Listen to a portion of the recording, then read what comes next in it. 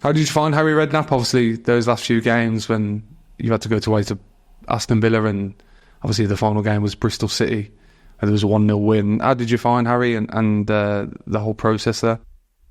Staying up is such a relief. It sits over you. It's such a burden in everyday life that 3 or 4 months normally, all that builds up to that last game of the season where you have to win, and you do. It's just such a relief. It's so hard to describe and put into words, because when you are struggling, it just takes over your life. Football, you just can't help. You'd be sitting at home with your kids and you're thinking about it, taking your kids to school and you're thinking about it. You go, my money might drop, my job security might go, who's going to want me, where's my career going to go, am I still going to be able to play for Birmingham next year? And all them questions, and you procrastinate, and it's really difficult for a long period of time, not just for a week. So when you do win that game, it's such a great feeling, that euphoric togetherness. Although you really underachieved at that time, it's such a relief. So that's why you can see everybody celebrating it at Bristol City away, and it's a really good memory now.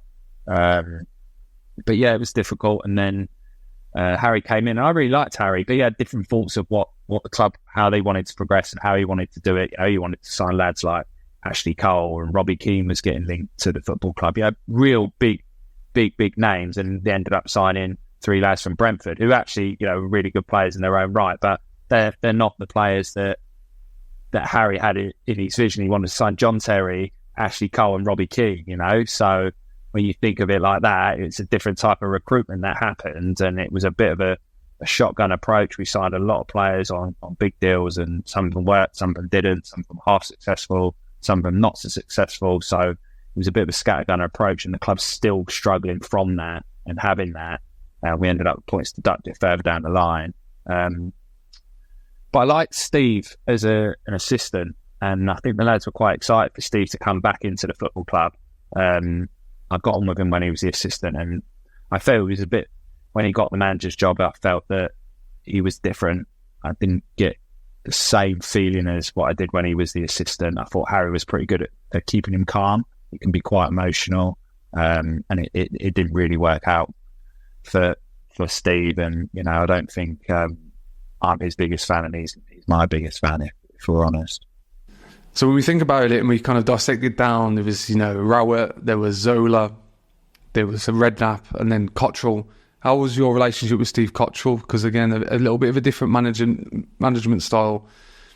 Interesting in terms of how we cope with the media. I think Birmingham fans will agree with that in terms of how we approach that. And obviously he had his backroom staff with him as well. What was that like for you as a player?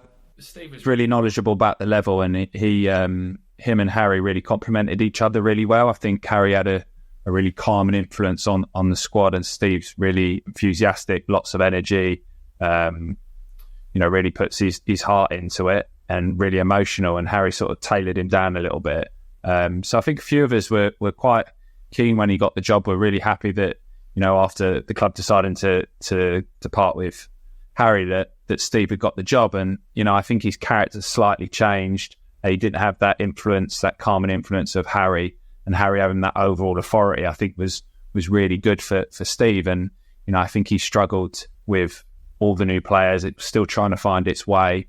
And yeah, it was a bit of a beast at the time, and probably too much for Steve. And, he's an experienced manager and he's had lots of different jobs, but this was, really different and a big opportunity for him. And unfortunately it didn't work. I think, he couldn't find the right balance within the team.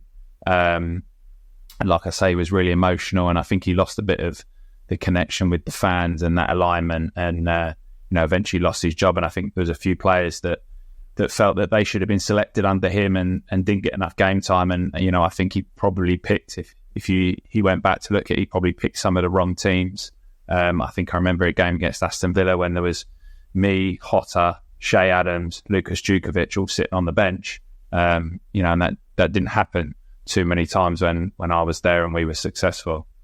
Did you notice a change maybe in Steve, if you think about him being assistant with Harry Redknapp and then getting the first team role? I'm just interested in that leadership and management style, if there was a sense of change. Was there things done differently that might have impacted the group as a whole? It's interesting how that management style impacted you as players, Michael.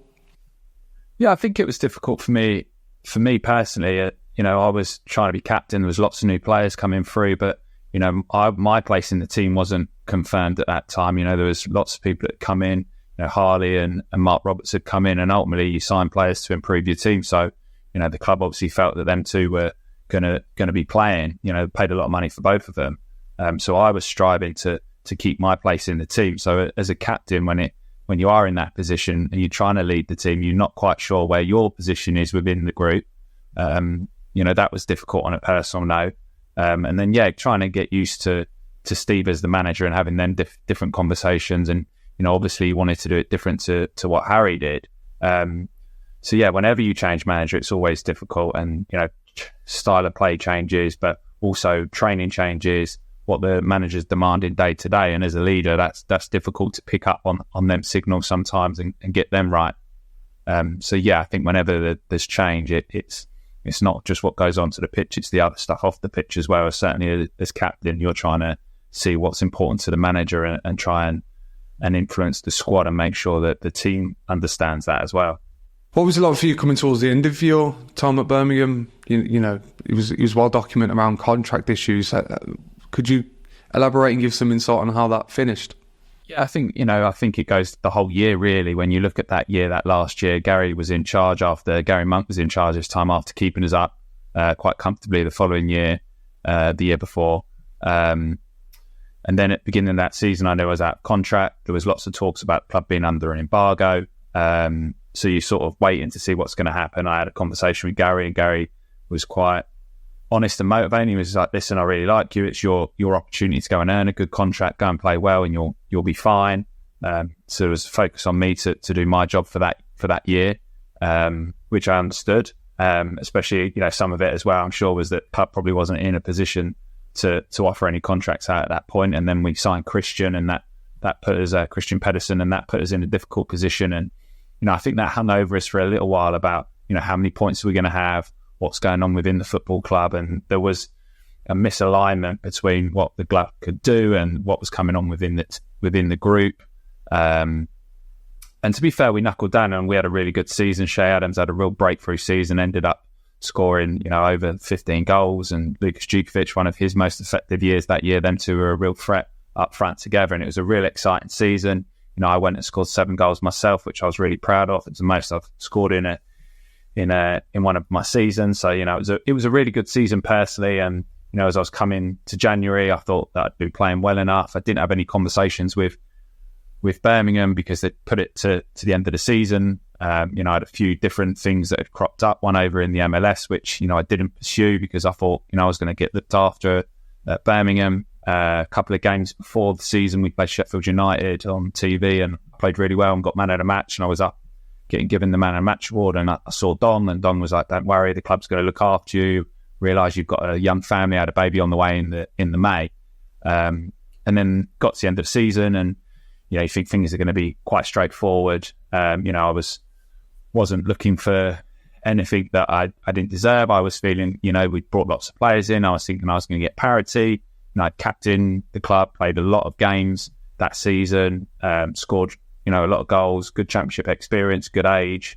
And I suppose, when I look back at it, I'd been offered a 1-year contract, and it was sort of take it or you leave it. And I wasn't expecting that aggressive approach from the football club. And I probably got caught up in a little bit of stuff that was going on above my head with, Christian Speakman and Dom being tight together, and the club trying to move in a slightly different direction or a different plan. Gary Monk and obviously Dom having a bit of, they had a fallout as well. So you kind of felt like I got caught up in that a little bit, not through anything to do with me really. And I was surprised with the starts that was taken. And then, it was one of them where I didn't feel like I could take a year. I felt like I deserved at least 2 years. And I didn't take it. And it was a really difficult decision at the time because I didn't have anything on the table anywhere else. I wasn't expecting to move. My family was settled. And it was probably very fortunate that I did turn it down and ended up signing at Reading. I had a brilliant time at Reading. We were close to achieving something special when we had Veljko Paunovic there, and we just missed out on the playoffs. But it was COVID literally that following season, and I ended up signing at Reading for 2 years. If I'd have took a year's contract at Birmingham, I'd have been out of contract in the peak of COVID when there was lots of uncertainty. So when, you speak to players and they say it's a short career and you've got to look after your families, that's a decision that I look back on, and I will use that as an example when I speak to young players. And ironically, my last game just before COVID in front of fans, it was one that I'd earmarked, was back at Birmingham away at St Andrews, and it was the last game before they stopped for COVID, and it was really brilliant for me to experience saying goodbye to everybody and getting a nice round of applause from everybody, because when I left, when my last game was I think it was Rotherham away and it was Derby at home, I never thought I was going to leave. I didn't know that was going to be my last game at St Andrews. So it was quite emotional for me on that day that I came back at Reading. I took my family out, and Lucas was the captain for Birmingham as well. So it was a really special day for me, because I didn't know at the time I'd played my last game for Birmingham at St Andrews. Please do me a massive favour by clicking the subscribe button now below. It helps the channel grow. The bigger the channel, the bigger the guests, and it's free.